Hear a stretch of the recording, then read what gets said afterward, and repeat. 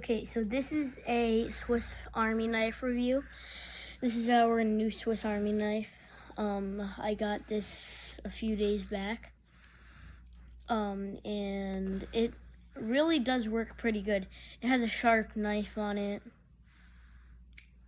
It has a file for like if you were trying to like make something, you can file it down right here.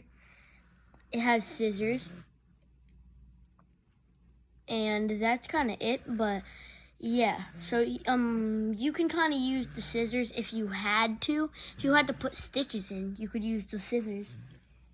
And maybe if you were trying to cut something, if you were trying to cut something, you'd cut it with this. Or if you were trying to catch a fish and you caught a fish and you had to kill it, you kill the fish with this.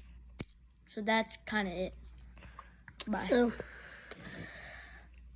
I think he did a very good job. So this is just our first review, and I thought it was pretty good. So yeah, it's just the knife is good. It has a handle, and bye.